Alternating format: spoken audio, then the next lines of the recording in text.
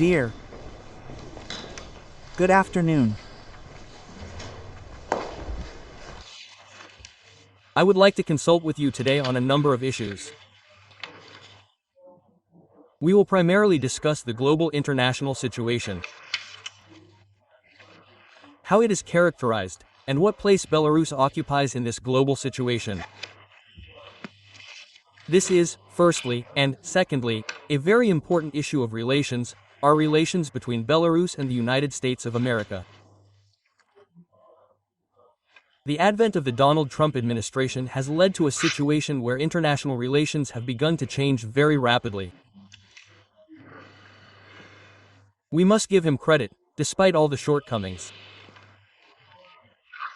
Donald is taking decisive steps in the world to resolve global issues. The latest events in the Middle East. Despite all the shortcomings, no matter how much some of his opponents and political scientists try to do, this is a decisive and serious step that stopped the conflict and war. We must give him credit. Of course, much remains to be done.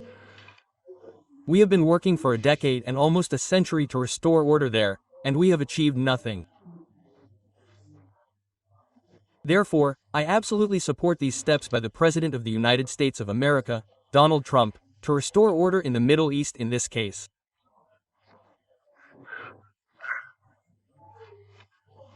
A decisive, positive step that could lead to the creation of a state, perhaps a unified Palestinian state that would include the Gaza Strip, and people there would finally be able to live normally. This is just one point, but there are a number of issues here that can be resolved.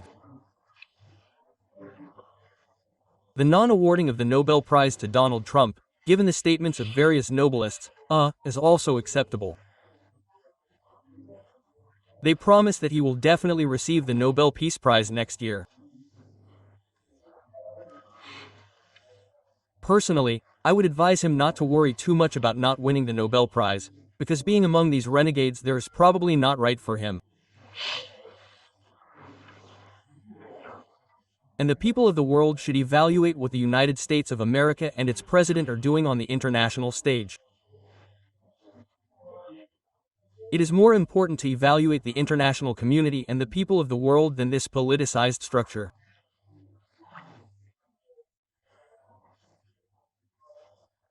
I sometimes think this, well, if any of you or I were offered this prize, I would definitely refuse it, because, listen, we know from our leaders what contribution they made to establishing peace in the world in general, right?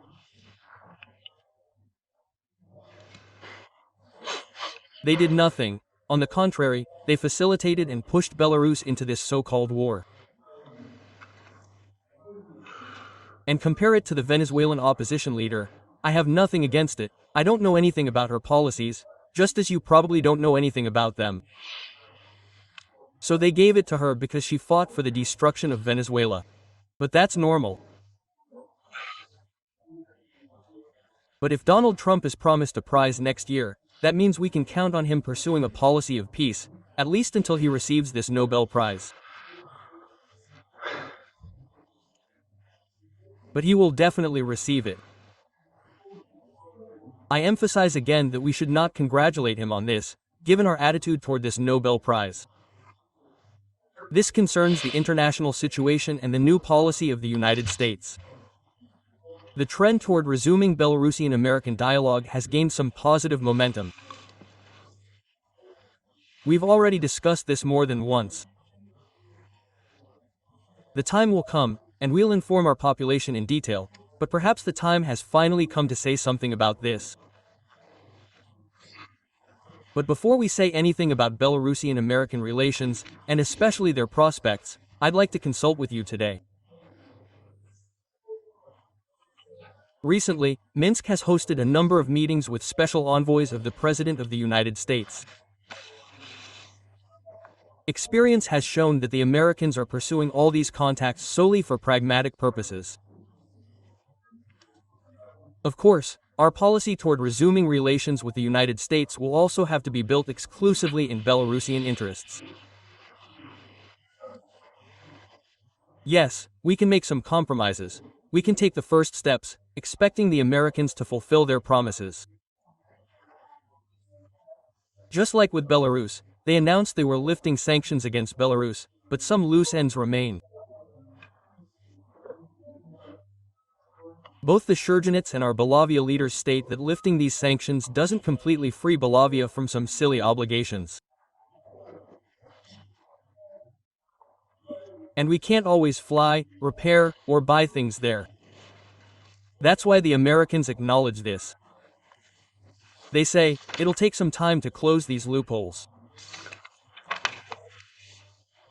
Fine, we'll wait for their proposals for a global grand deal, as they're so good at saying, they love these grand deals. We're ready for that. We're ready to make a grand deal with them. On one side of the scale are their questions, requests, and demands, and on the other, our questions and demands. We're deciding. Let's decide. We're ready for that. I absolutely agree with Donald Trump's proposal in this regard, but our interests must also be respected, and everything must be fair, as we once agreed with the Americans. At the same time, we must keep in mind that Washington's actions are being carried out both in the context of resolving the regional crisis around Ukraine and in pursuit of its interests in Eastern Europe and the world at large. Well, that's normal.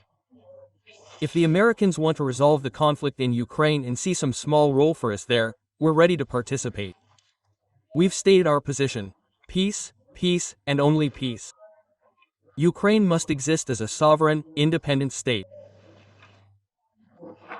We want the war to be stopped now, otherwise this independent, sovereign state will disappear. Especially since some are already looking to the west. You know who? To the western regions of Ukraine, yes, and Belarus too. They're already living in some kind of Pilsudskian spirit. He dreams and dreams of this spirit, or is possessed by it. Well, to such stupidity, probably, even if that's true, just shut up. Well, that's their question. They're just like that. Therefore, for us, a sovereign, independent Ukraine is a big priority.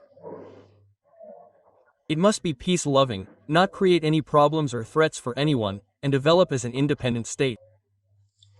We're for this, we're for peace, and we're ready to work towards this goal.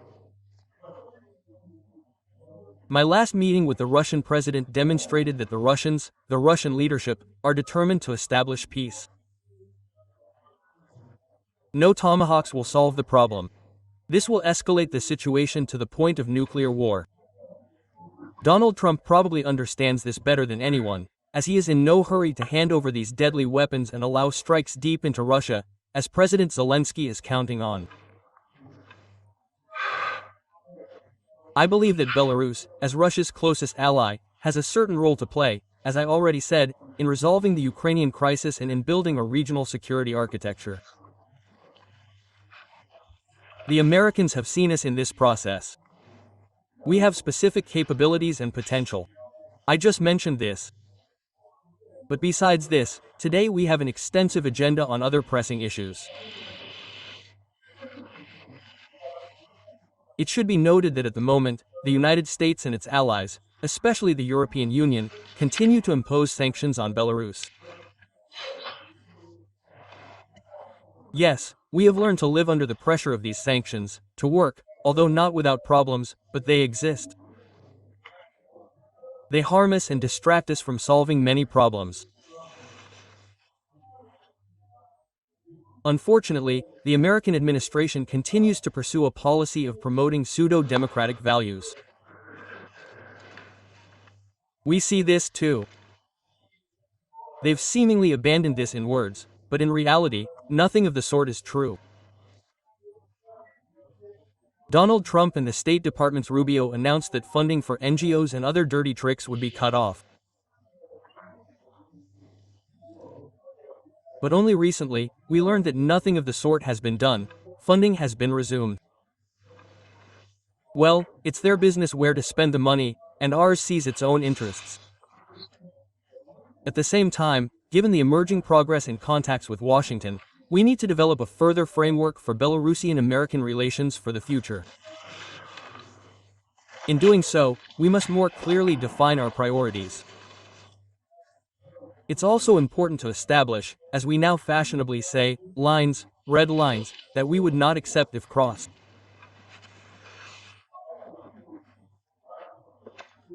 It's crucial to ensure that our actions in no way harm not only Belarusian-Russian but also Belarusian-Chinese relations, as well as our commitments to other friendly countries as part of Belarus's participation in Eurasian integration associations.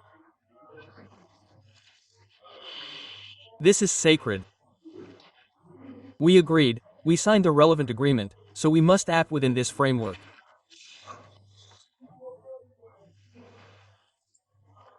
Perhaps we need to develop a plan for our relations with the Americans and address the issues that we and they will raise during the negotiations.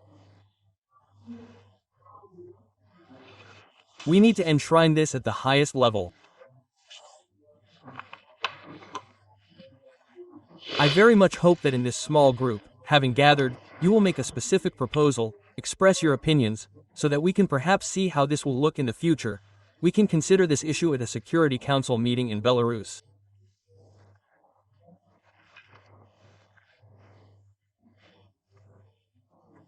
These global issues I mentioned, especially Belarusian-American relations, need to be discussed more broadly and collective decisions made.